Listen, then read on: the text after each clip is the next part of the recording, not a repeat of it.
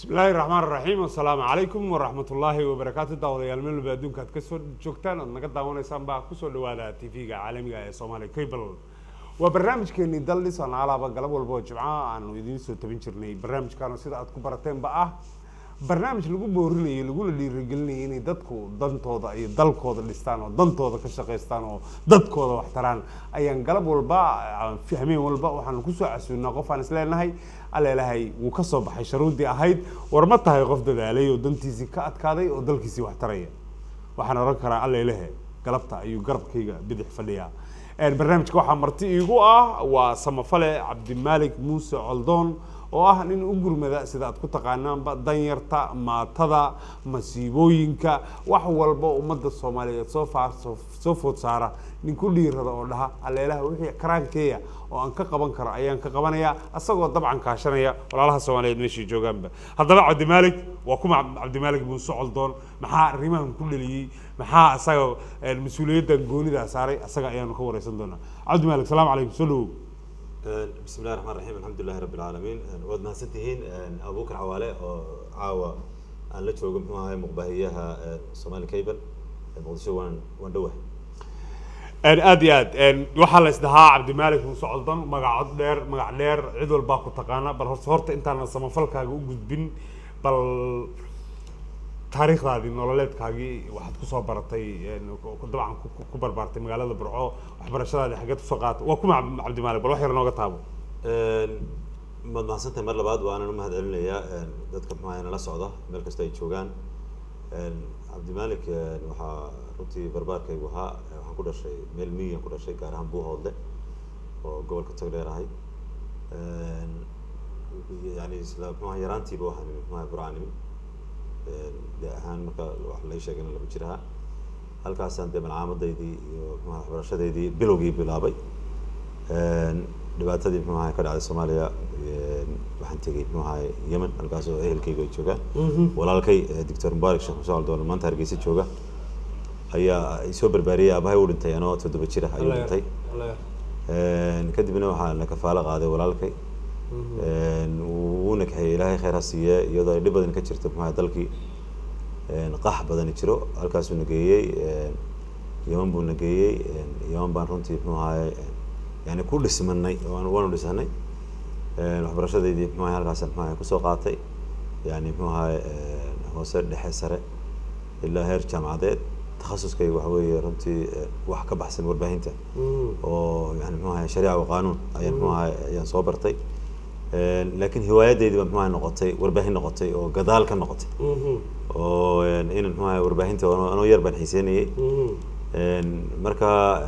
waan ku soo laabtay dalkii waan ku soo laabtay 2003 runtii marka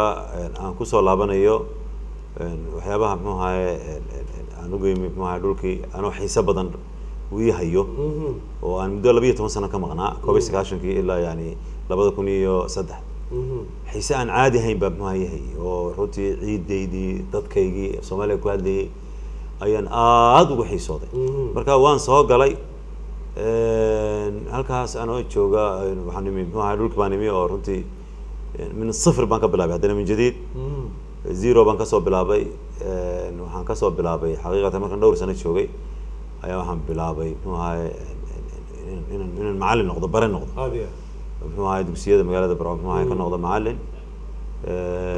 aan ku hawlgalo macallinimadeedii in badan anigoo maxaa macallin oo macallinimadeeda wata ayaa waxa ay jiidanayay warbaahinta ay jiidanaysay aad ay jiidanaysay oo ardayda laftooda warbaahinta ayaan uga faa'iideynayay inaan ardayda barnaamijyo u qabto inaan maxaa muuqaal ka qaado iyaga laftooda intaan saaro socdaalo maxaa u saaro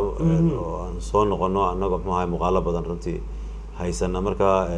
waa in yaro maxaa runtii kooban oo aan waqti badan loo helin hadaan faahfaahin ka sibixin ma doonayeen aad iyo aad in tafaasiil badan gale ma sha Allah warbaahintaas ku soo gashay wixii aad iyo aad dadka Soomaaliyeed u soo jiitay oo aan oranayo daawadayaasha caawina daawanaya meel walba ay joogaan ba ka marxaati ah waxa aad lagu yaqaan samafalka nin u dirna dadka maatada haddaan caawa case u horeeyo soo qaato waa shaadiye yar inantii ruuxday qulubta ummadda Soomaaliyeed ilaahay miisaanka xasanaadka ku daro yani gabadhaas yar nolosheeda sida aad wax uga bedeshay inantaa shaadiye yar waxay ahayd inan carabku bararay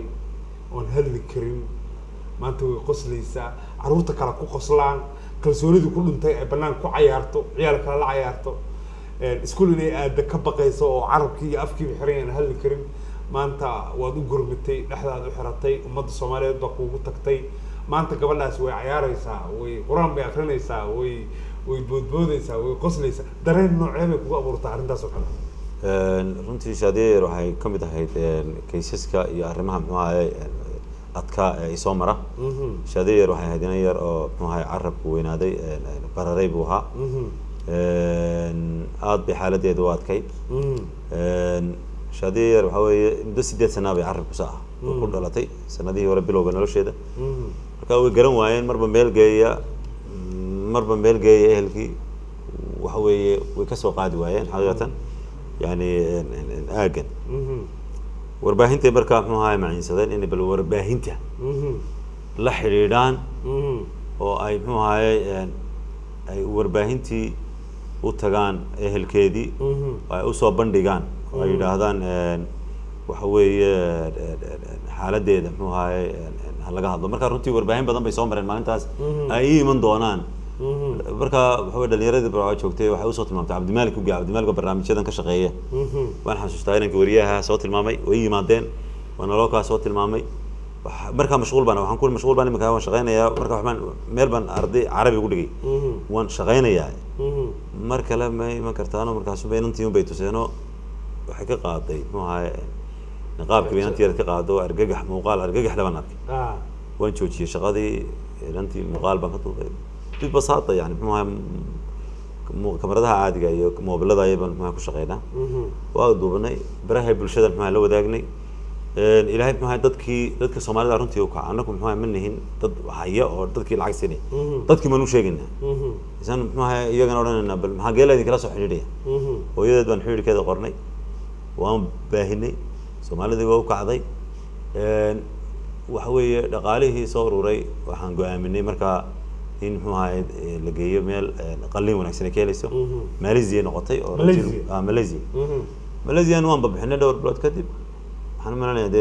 bishii saddexaad ama bishii labaad ayaan malanayaa isla markiiba wax yar baa ka soo wareegay Malaysia muxuu ahayd waan babixinay Kuala Lumpur halkiiba muxuu ahayd qalliin muxuu ahayd loogu sameeyay dhaqaatiir waan baa heshay si waan baa loo baaray qalliin muxuu ahayd qalliin 2 jeer ayaa loo sameeyay oo 2 darajo inantii yareed waxa weeye waxay soo noqotay iyada oo meeshii dheecaankii istaagay carabkii muxuu yani muxuu laga jaray zaa'idkii intii debartay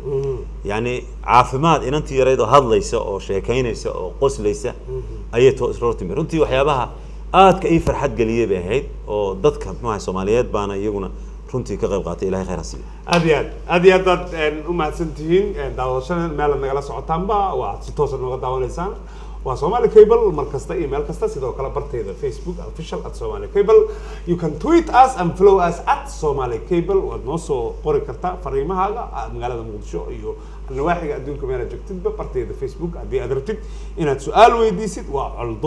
Aldoon Media waa taqaanaan toos baa la soo xiriiri kartaan caawa su'aalihiina iyo fikirkiina waa soo dhaweynaa laakiin inta aanan u gudbin kaysasku aad bay u tiro badan yihiin waxaan kaloo xasuustaa Cabdalle Aadan walaalkii Soomaaliyeed ee dhimirka qabay ee dhulka yaalay ee dhibaato adduun haysatay runtii sidoo kale ahaa nin marxaladaas waqti dheer ku jiray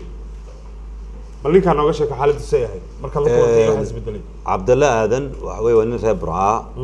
Cabdalle Aadan Dhegasoog marka ninkaasi waxa uu ahaa nin muxuu ahaa xanuunsanaya xanuunka waxa u dheeraa runtii dayac baa jiray badan geed hoostii ayaa lagu xiray oo ku silsiladeysna waa ogaanay runtii barnaamijku uu ogaaday ninka waxaan ugu tagnay ninka geedka silsiladeysan ee ay dhaxantu hayso dayac hayo ee xiran ee xitaa magaalada koonaheeda ahayd duleedka magaalada oo micnii bahal habeenkii u iman karo yani muxuu ahaay halis naftiisu ay ku jirto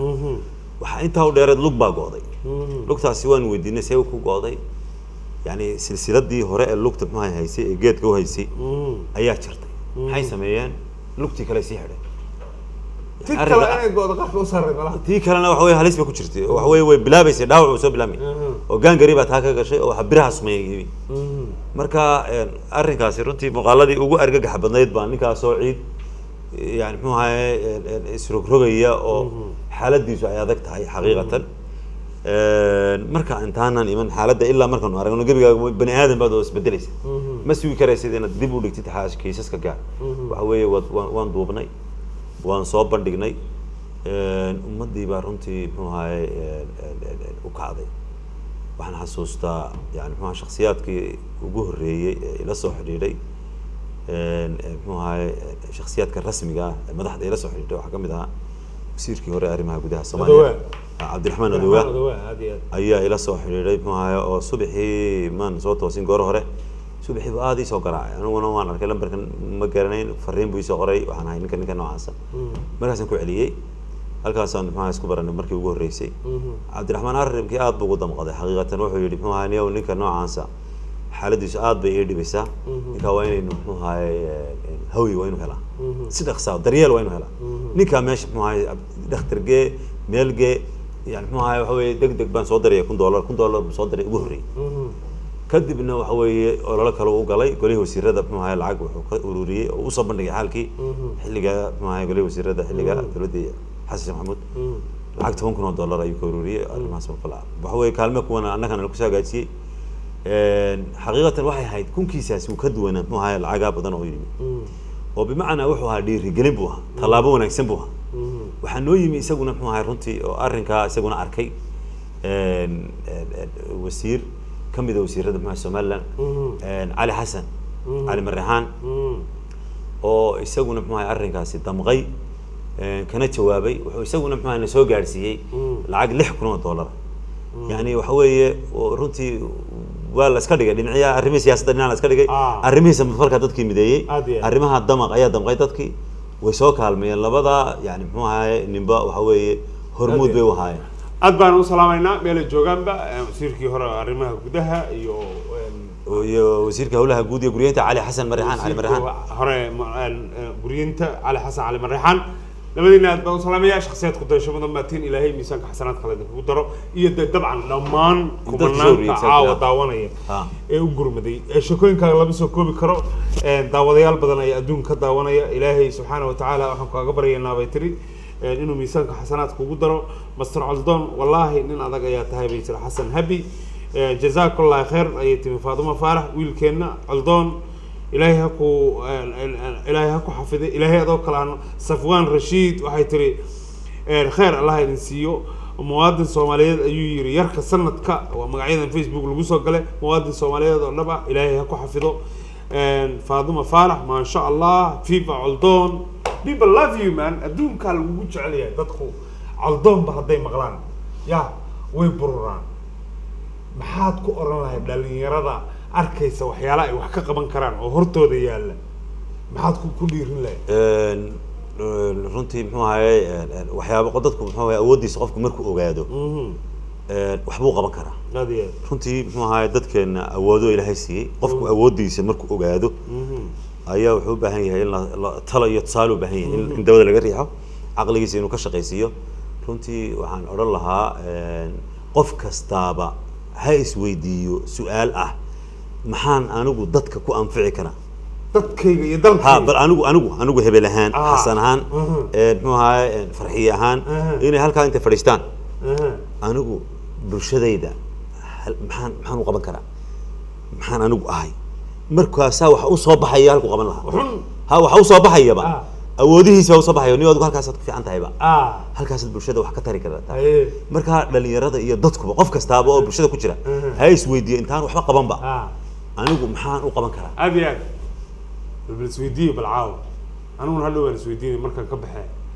قادم بيجي دكتي اللي ذكر السويدية أنا عاو محاد أدو أنا يا وقبل كرنا دل كنا يدد كنا أدياد وارنتي وسؤال في على السويدية مدن بس بدنا واحد نعرفنا السوشيال ميديا ده ميلها اللو كفتمو إن ده دوحون لليلة لكن السويدية أنت ده واحد لليلين أدو محاد قبل كرتا أدو يا على النفل وأدو كله أنت سقف بدبادي أدنى نسي لوين يا فكرتنا قدرت تلفون كحال يلا ما نسينا يا سولو هذا qofka ugu horeeya nasiibka u yeeshay. Allo, salaamu calaykum. عليكم السلام ورحمة الله وبركاته. aaladda aad ka daawanaysid ka fogow, khayr allah ku siiyo, si ismaqalkeena u hagaago. Toos baad ugu jirtaa magacaaga meesha ka soo hadlaysa. Waa ka xumahay in falla waxaan ka codsanayaa markaad toos usoo gashaan qadka inaad ka fogaataan aaladda aad ka daawanaysaan si ismaqalkeena iyo xiriirkeena u hagaago. aad ayaad mahadsantihiin. nuuraliila aamina waxay tiri caldoon oo kale hadduu Soomaali badan ahaan lahayd wax badan baan cabsan lahayn. caldoon oo su'aal bay dhaheen walaal khayr allah ku siiyo. We don't want to get into politics. waan ka raali gelinayaa walaalaha barnaamijkan wuxuu ku saabsan yahay caldoon iyo samafaladiisii iyo dalkeena iyo dadkeena iyo ummadda Soomaaliyeed muslimka waxa uu taray. wixii arrintaa ku saabsan waa soo weydiin kartaan. caldoon saxafi wariye ku tusaale madan bal qof ku xigaan eegaya qadka taleefanka. Allo, salaamu calaykum. waa usoo noqonaynaa aanu gudubno waxyaalaha cajiibka oo la dhaho dee Soomaalidu maba samaysaba. waxaa ka mid ah dameer. dadkii intaad soo dhaaftaad niyo dameer u gurmatay bal dameerka xaaladiisa iga hor. dameerka anoo magaalada dhex maraya Burco ayaan halacsaday runtii dameer waan dhaafay marka dameerkaasi wuu taagnaa marka waxaan si dameerku waxa weeye wuu taagan yahay laakiin wuu dhaafi doonaa. waan tagay hawlaha soo qabsaday waxaan arkay haddana dameerkii oo taagan. nasiib wanaag markaa aan ogaaday haddana dameerku inuu taagan dhaawacan yahay ayaan tagay markaasaan haddana muxuu ahaa soo qaatay baan filayaa qalabkaygii 2015 bay ahayd bilihii hore. marka waxaan dameerkii waxaan ka fekeray dameerkan waxa la sheegay muddo adigu 7 iyo dheeraadba inuu halkan taagnaa. dameerkaasi gaari baa jiray. gaarigiina ninkii lahaa dameerka iyo gaarigii way heshiiyeen. lacagtii bay kala qaateen. ninkii dameerka lahaa lacagtii buu qaatay. magtii dameerku qaatay. gaarigiina dee isuu ninkii buu siiyey. dameerkii buu halkii kaga tegay. arrinkaasi runtii arrin aad yani ii damqay buu noqday. waxaa kaloo ii damqay dhaawaca dameerka oo ah yani muxuu ahaayey mid ka mid ah lugihiisa oo aanu ku joojin karin dhulka oo jajabtay muxuu ahaayey dheecaan ka soconayo yani laftii aan is haysan ayaan arkay. markaa waxaan ku fekeray sideeba ugu habboon aan muxuu ahaayey aan ku kaalmin kara. muuqaal baan ka qaaday. muuqaalkii maan baahin. waxaan is yidhi muxuu ahaayey hay muuqaalka telefoon baan wacay qolyihii ay khuseysay baan muxuu ahaayey is yidhi muxuu ahaayey la xidhiidh. adigu waan la xidhiidhay arrinkaa waan muxuu ahaayey waan ka hawlgelinaa bay yidhaahdeen. waxaan u yimid dameerkii meeshii baan imid dameerkii oo la qaaday. markaasaan idhi alxamdulillah mar haddii dameerkii qaadan duhur kadib baan soo maray. markaasaan is yidhi arrinkii wax wey waa la xaliyey waan farxayba. waxaan tegay un jaamacadda Burco oo ku taala duleedka magaalada. jaamacaddaasaan anakoo warbaahina yani qolo ku lahayd arrimo aan muxuu ahaay tabinayn. markaan jaamacaddii ka soo baxnay ayuun baan la ii sheegay dameer ay la keenay dawladda hoose halkan keentay. magaaladan baa laga soo furiyay. dameerkii marka dameer baa muxuu ahaay dawladda hoose halkan keentay. anna waxaan is idhi oo muxuu ahaay warku igu yimi waxaa loo geeyay wasaaradda xanaanada xoolaha oo arrinkan daryeel ku sameynaysa. xaqiiqatan markaa arrinkii markaan arkay inuu dameerku aanu hadli karayn aanu odhan karayn halkana la igu soo tuuray oo magaalada koonaheedana lagu tuuray uu la dhigay meel jaamacadda xaggaa ka shiiso ayaan idhi haddaba waxay gaadhay xilligii aan u hadli lahaa. markii hore muuqaalka waan duubay waxa weeye hoos baan dhigtay wuxuu sheeg baan isticmaalayay. markaasaan bilaabay inaan hadlo anigoo dameerka iga dambeeyay aan hadlayo muuqaal baraha bulshada lagu faafiyey. dameerkii muxuu ahaay wadadii taagan iyo dameerkii jaamacadda koonaheeda taagan waan hadlay anigoo muxuu ahaay runtii dareen bani aadam oo muxuu ahaay naxariista ilaahay ugu abuuray muxuu ahaay ka dhex hadlaya oo iga dhex hadlayso ayaan muxuu ahaay hadlay dad dameerkii muxuu ahaay soo bandhignay. dameerkii wuxuu soo jiitay indhaha muxuu ahaay gobolkii iyo caalamkii buu soo jiitay. Soomaalida meel kasta ay joogto muxuu ahaay arrinkii way qaadaa dhigeen way ka hadleen. waxay arrimo kala duwan buu soo maray iyo muxuu ahaay arrimo badan oo muran dhaliyay baa dhacay. laakiin waxaan kusoo koobayaa dameerkii waxaan nala hawlgalay dhakhaatiirtii xanaanada xoolaha dhakhaatiirtii wax ka baratay xanaanada xoolaha ka baxday jaamacadda Burco iyo mas'uuliyiintii jaamacadda muxuu ahaay xanaanada xoolaha haysatay. waxaan xusayaa Dr. Cabdi Hindi oo runtii nala shaqeeyay. qalliin baa loo sameeyay. qalliinka lugtii baa muxuu ahaay laga jiray. dameerkii muxuu ahaay runtii halkaas uu ku caafimaaday dameerkii. يعني waxa weeye waxay kamid ahayd runtii waxyaabaha aan loo kulanay bay kamid ahayd ajaayib dameerkaasi oo ka hadda faraduleynay ma sha Allah khayr Allah ku siiyo lama soo koobi karo hal iyo labo ayaan siinaynaa qadka taleefanka daawadayaasha sidoo kale barta Facebook lagama soo koobi karo laakiin hal iyo labo aan ka qaadanaya Faadimo waxay tiri FIFA Coldoon guuleyso Coldoon khayr Allah ku siiyo Coldoon waa ku jecelnahay Coldoon Allah ku xafido Coldoon qadka taleefanka fiiri hello السلام عليكم السلام عليكم walaalaha waxaan ka codsanayaa qadka markaad soo gashid si ismaqalkeenu u hagaago fadlan iska gaabi aaladda aad naga daawanaysid oo toos nooga dhageyso meesha aad taleefanka nagala xiriir bal qof ku xiga aan siiyo hello السلام عليكم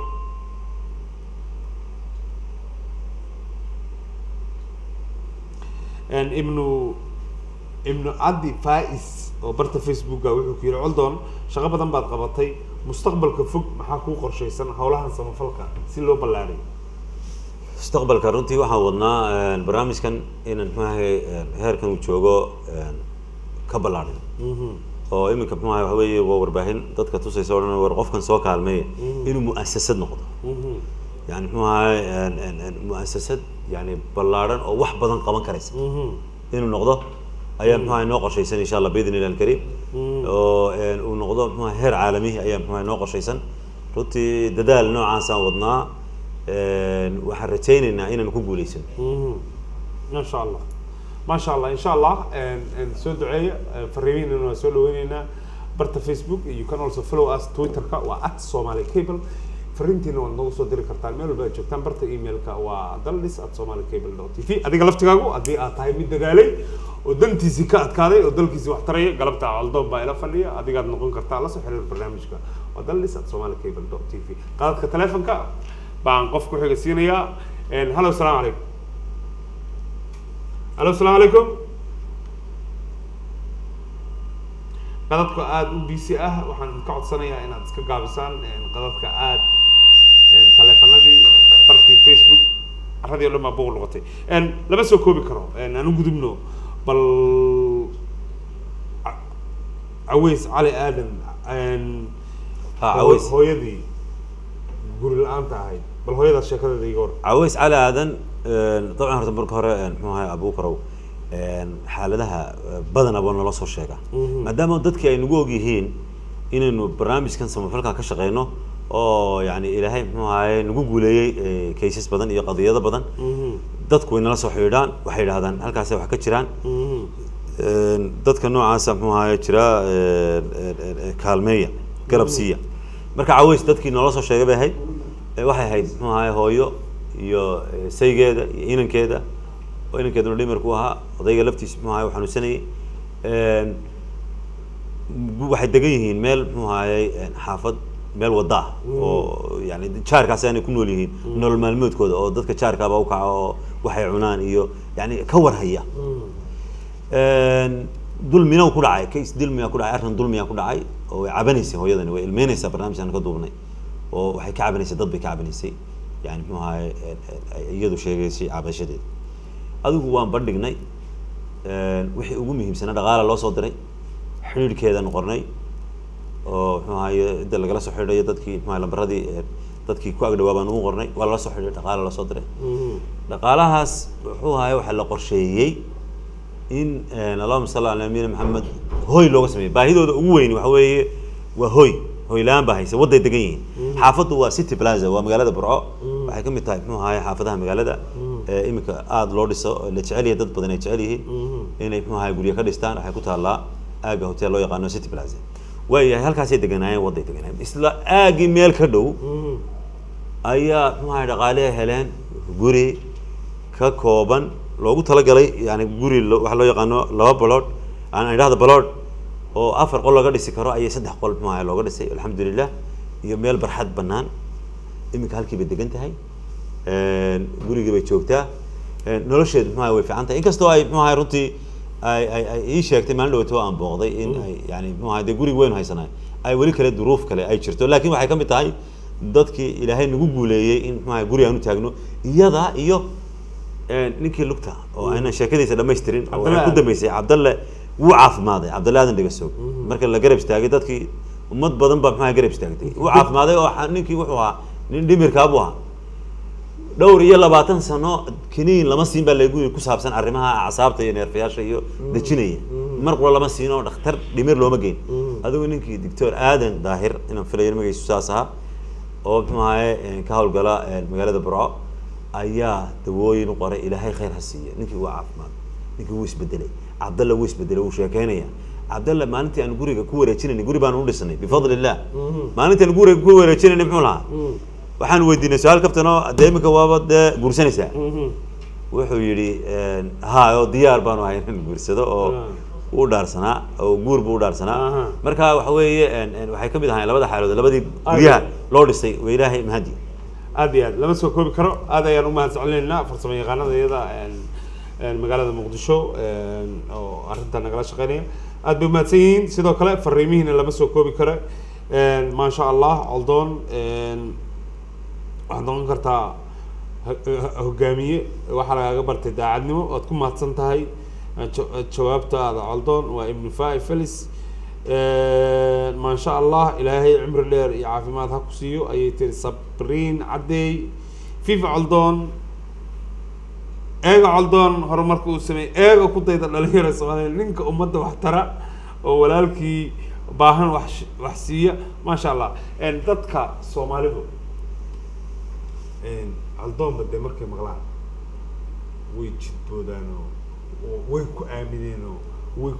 transparency-gaas waxaas muuqdo aad qabanayso sidee baad ku hanatay shacabka kale iyo muxuu ahaayay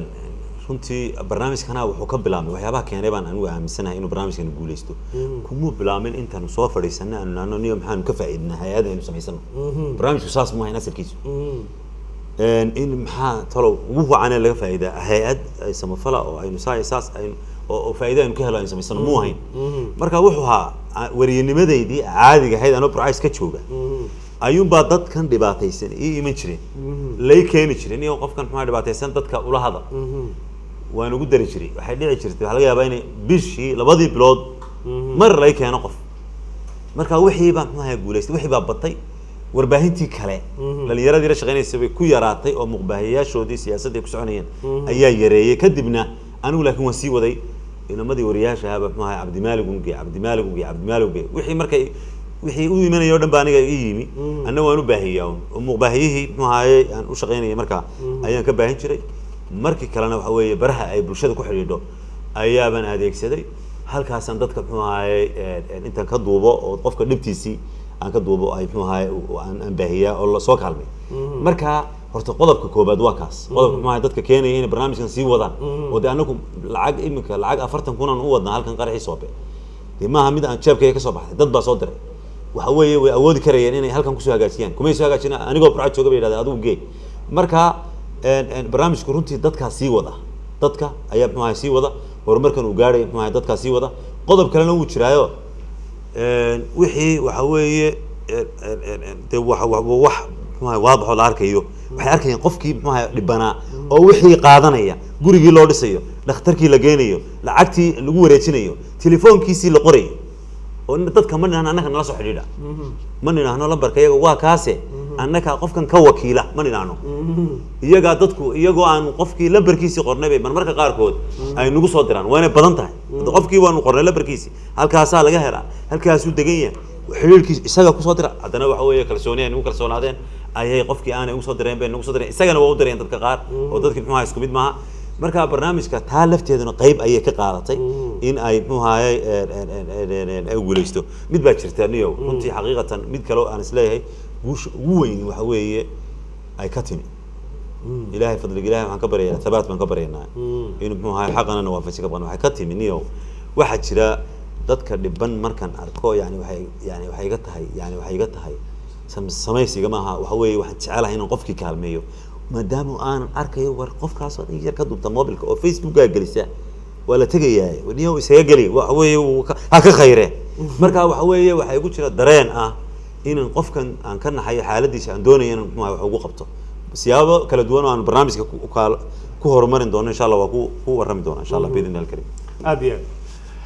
aad buu mahadsan yahay waa mar kale iyo barnaamijkeeni dallis halkaad nagala socotaan barnaamijkan oo toos idinka imanaya stuudiyaha iyaga weyn ee magaalada muqdisho haddii aad adiga laftigaagu tahay galabta caldoon baa nala jooga caawa haddii aad tahay mid dadaalay oo dantiisii ka adkaaday oo dalkiisii wax taraya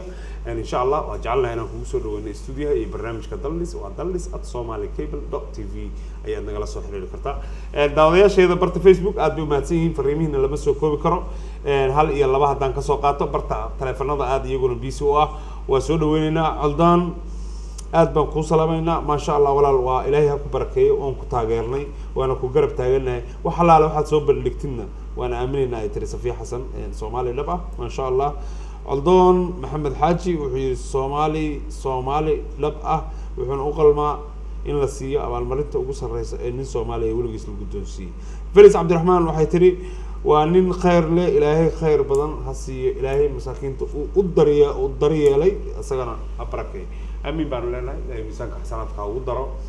maxaad su-aalood weydiin lahayd waad kusoo diri kartaa barta Facebook cabdimaalig ayaan ku noqonaya cabdimaalig lama koobi karo hal iyo labo markaad aragto hadda inantii shaadiyo oo kale dabcan inan yar oon hadli karin oo akirnayd oo nolosheeda hadda isbedeshay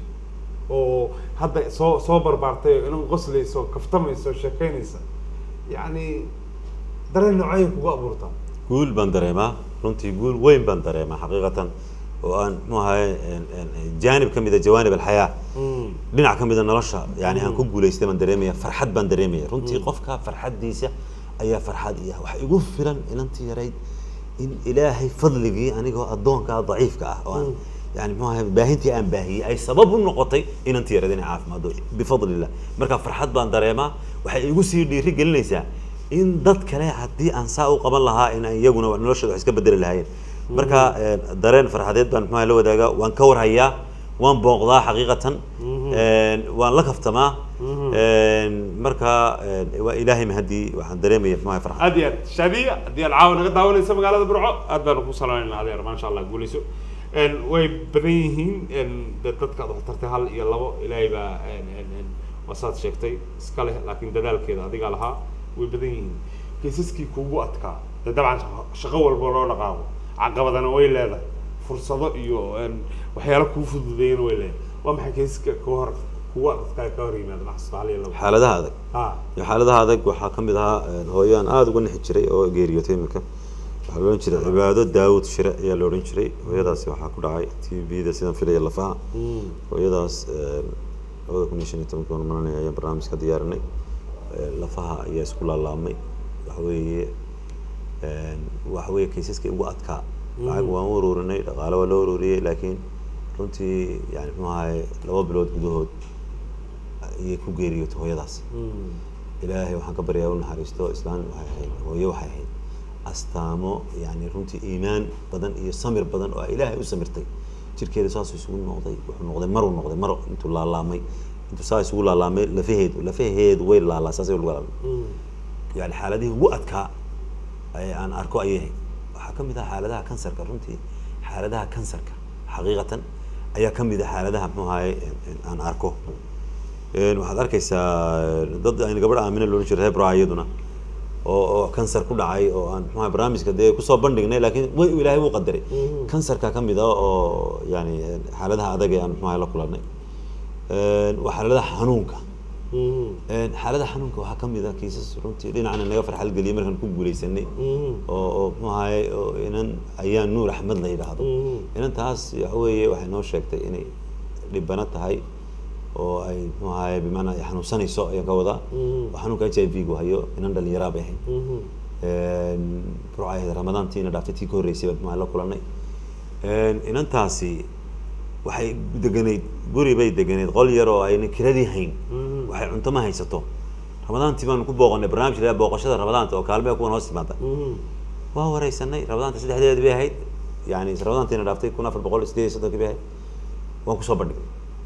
dhaqaale wacan bay runtii heshay inantii niyadeedii baa dhisantay iyadoo hadda xanuunka HIV-gu hayay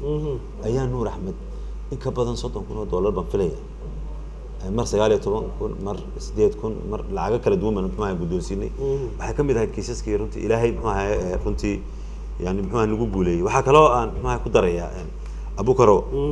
موجينا دوسة سعودية ما قرنا يوحنا كغيب غاضن نرنتي أباري وكنت بيه أفري تبكي بيشا أن غرحي صوبي بس أوسو صعدة حقي أبارها أي شيء أباري إن أبارها محوها رنتي إيه كم بدها محوها حالتها أتكا يعني تغني أو كبحني أبارها أنكم ما نهين إن هياد ما نهين ما نهين يعني محوها قرمة قرن ما نهين ما نهين هيئات أي دولة دستي وحشرها هيئاتو جديدة محوها تاكلين أبارها يعني محوها هير قرن أي شيء أو يجو كل شيء قبل الله يدقموين ما هو فكرنا وحنا الوكالة يكون هداتين برنامج اسمه فرقة كشغي سنة إذا كنا محل قبطان وحنا كفكرنا إن بلدتك ودوين كلاحات كلا إن كبحنا برعنا شوقنا رنتي ومركب وحنا كفكرنا مال برا وقوي بريك عيد حاجة عيد ونتجي جرني رمضان يعني معي أباريه ونكون نغني إلا ترى أفر شير وأن أنت أسوق الدون بيه راشكين أيوة نكون بحجني مركب حالة هي عن قبلنا بيكم إذا رنتي أباراسي dadkii baan u dhex galay xoolihii maxay waqtiyay dadkii oo xaaladooda halis ku jirto dadkii oo aan waxan la soo gaarsiinaya aanay ku filayn anaguna intaas aan isbalaysnin ma halkaas ku noqnoqda dadka ku noqnoqda halkii baan ku noqnoqon jirnay maraan biyo u geynay maraan raashin u geynay waxaan arki jirnay dad aad u dhibaataysan oo xaalkooda ilaahay og yahay runtii waan u hooyin jirnay dhibtoodaan la dareemi jirnay waxay ka mid ahaayeen xaaladihii muxuu ahaayay badnaa أنو نصودم قبل كم دهاين تاسنا ما شاء الله أدبر ما تصدقي إلى يمسك حسنات كانوا قدروا أديك يلمان أنت كقريب غلطي وبرنامج كجعل علدان وسيدي هولون ويسعدان ماشي لقى حرينا وإذنك يعلدان واستقعنا الحريرة فرينا من قرسين قفك بالتلف كان سيري يا هلا يلا بو فضل مركز سحر قد كتلف قابل نقل الصعود تلفك هلا السلام عليكم الو السلام عليكم الو السلام عليكم وكحو معي قد كتلفنك وهذا مشغولة أوي وتصنع من كرتا إن شاء الله سيدو كله برتا فريمة أيات كصدري كرتا فيسبوك فريمة ويبدين عبد المالك ولقي أنا ونتاجر تشرني أدنى ونتاجرنا ودياعيا يا عبد المالك لما كمان كانوا واستبقوا أرضيا والبلوك لكاتس عبد المالك مصر علدان وحقوق الماء مدحوينه في علدان هلي سوماليات داعد نمدا أيها سببت علدان ضدكوا آمنين قفكي داعد أمدوا آمنين سا أردنا محاكتر الواحد حقيقة رنتي ضدكوا وحوي ودريمي ضدكوا يجوا كافك أي هاي يوان كقرني وأن هاي قبيل يديجان تونا إلهي درتي وحنا قبنا سيكون تاجري وناق أي أركيا وحيابا عجيب كم هاي أبوك روح حكم ده ضد كانوا حب حنيا قبيل وحكوا بحن مايان ديجان وحكوا بحن مايان ماشان وكشة جنبا ويصاب حسوق على أفرت الجيز ها إما كم هاي وحوي رنتي وحنا هالكن عاود ونينا نكفي دي استور كلامه ما دام برنامج كان كنا نسمع فلك ورتبرع عنو بدنا أيه سوماليلاند بانو بدنا حقيقة مركها وحوي معها إن ما هالكن كدور بدي وماشان شوقي ورد برنامج كمان شو قبل عمي وي برنامج كنا وانفذيننا رنتي ضد بدن أو ما هاي غير سوماليلاند أيام ما هي كفاءة ديستي ضد حنوسنا ضد قرية لورد سي حقيقة وإلهي فضلي إن ضدك واحد بحين هي هاي سومالي محمد دي هاي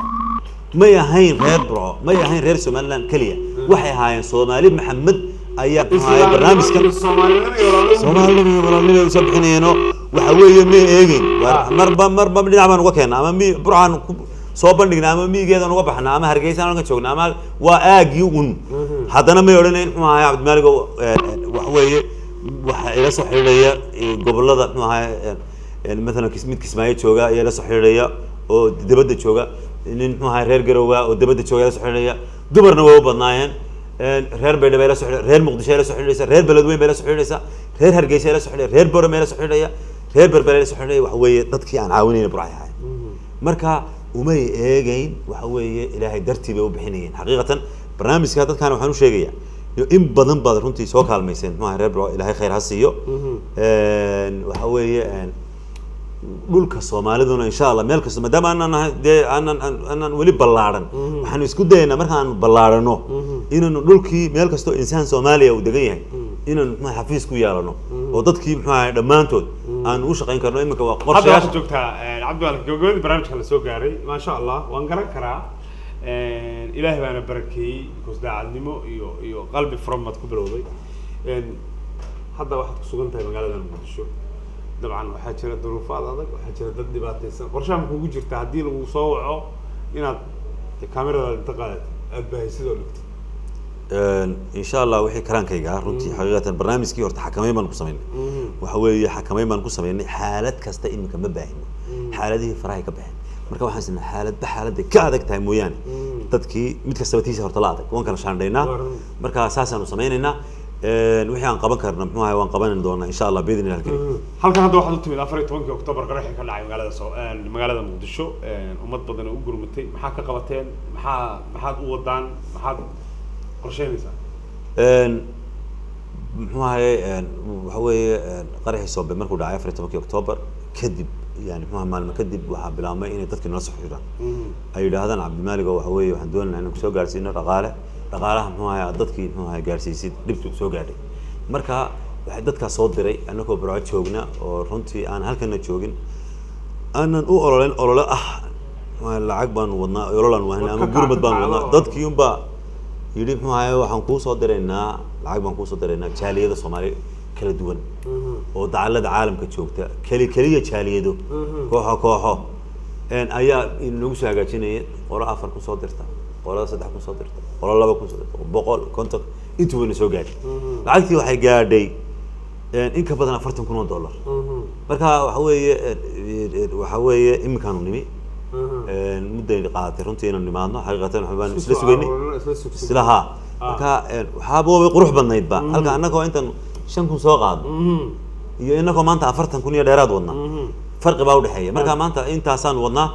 waxaan ugu tala galay dadkaas baan maalmahanba ku jirnay dhowr maalmood aan joognay kala doorasho inaan maxaa dadkii inta ka daran tahay inaan xullo u kuur galo si aan dad aan haboonayn aanay gacanta ugu gasho aanay gacanta ugu galin xaqiiqatan dad aan haboonayn inay gacanta ku khaasatan dad maxaa qof dhaqaale badan la siiyay iyo qof aan waxba wali qaadan isku mid maaha marka xaaladihi baan qiimeyn ku wadna dadkii lacagaha soo diray Abuukaro Facebook-eegan maanta ku qoray magacadoodii jaaliyad kasta waxa soo dirtay marka waxaan u sheegay ogeysiis oo aan mar labaadna ka faa'iideysanaya halkan maxaa Somali Cable inay dadkaasi Facebook-eega inta booqdaan oo ay soo eegaan magacyada baan qoray dadkii aan maxaa diiwaan gelinay marka waxa dhici karta inay dad ka maqan yihiin ama kuwa aan qornay macluumaadka xagga qadarka lacagta xagga magaalada xagga magacyada wixii khaldan oo dhan inay dadkii si degdeg ah noola soo xiriirkana waan ku qoray maxaa Facebook aan ku qoray marka insha Allah waxaan doonaynaa ilaa mar hore aan bixin lahayn inaan wixii maxaa tarayid iska hubino insha Allah biidin ilaahay kareem aad magacyadu way badnaayeen dad badan waana sida uu sheegay laga tagaa jirta hadii magacaagii aad ku aragliiska wada soo xiriir kartaa Caldoon page-kiisa waa taqaanaa intaan hadda khadka ku jirnay oo barnaamijku socday waxaan xasuustaa gabar Jarmalka joogta oo kamid ahayd gabdhihii isu xil saaray inay lacagaha soo arooriyaan oo aniga igu tiri fariini waaqaan Cabdi Maalik iga gaarsay insha Allah liiska magacayga kuma ragbay tirin waana loo sheegay waana la soo xiriiray marka adiguna sidoo kale Cabdi Maalik meesha laga xiriiro waa taqaanaa gurmadka iyo baahida way jirtaa waad la soo xiriiri kartaa waana la socon kartaa Lucky Axmed Jaamac fariintaada waan gaarsiiyay Cabdi Maalik 2355 bay soo dirtay waa Germany Duren magaalada Duren ma kala aqaan ya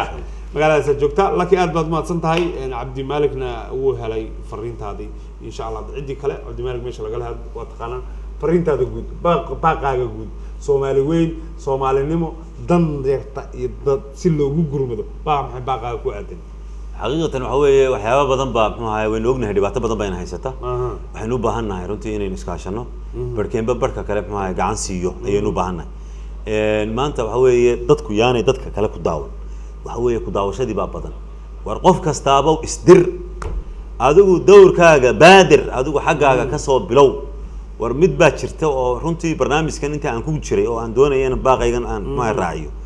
dadkan wax soo bixiya waxa weeye boqolkiiba boqol badanaaba waxa weeye dabadda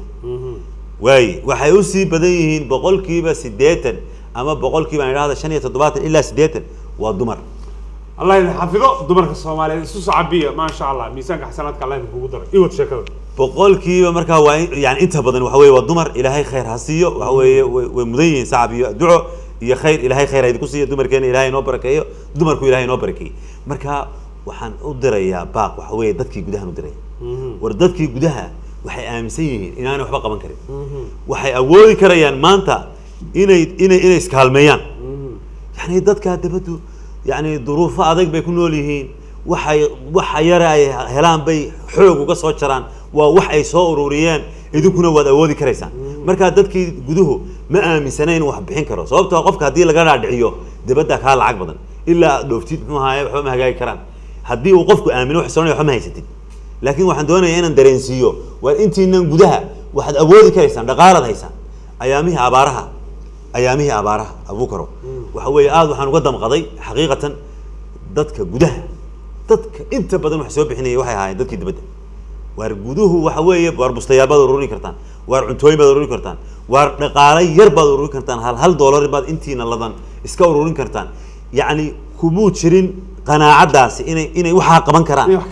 inay wax kari karaan markaa waad awoodi kartaa maan leeyahay intiina gudaha waxa weeye innaka isku filan xaqiiqatan innaka isku filan waxa weeye yumkinuna an nafcal waxaan doonayaa baaqayga kale ku darsado oo aan kaga faa'iidaysto waxaan doonaynaa insha Allah barnaamijkan muxuu ahaay kaalmee kuwan inuu wajigan uu yahay inuu ka ballaadho insha Allah qorshayaashiisa iyo sidaan ku ballaadhinayno insha Allah dhawaan ayaan muxuu ahaay idin soo bandhigi doonaa naga fisha insha Allah bidnillah karim aad iyo aad baad u mahadsan tahay ina Muuse Coldoon guuleyso garabkaaga Allah galo walaalaha Soomaaliyeed meel walba joogtaan waxaan leeyahay Coldoon waad garanaysaan meel aad kala xiriirtaan in garab istaaga idinkuna guuleysta waxaan mahad celinayaa farsamo yaqaanada iyada magaalada Muqdisho iyo stuudiyaha magaalada London ku kala sugan waa Somali Cable waa mar kasta iyo meel kasta waa barnaamijkeeni Dallis adiga laftigaaga daawanaya waxaan ku leenahay galabta waa Coldoon iyo caawa adigu hadii aad tahay mid dadaalay dadkiisa ka adkaaday oo dalkiisa wax taraya la soo xiriir waa dallis@somalicable.tv adiga ayaa laga yaabaa weega soo socda qofka martida ah inuu yahay inta ka horeysa waxaan kaga tageynaa aan dhisana dhulkeena aan horumarka taageerno. Assalaamu calaykum waraxmatullaahi wabarakaatuh.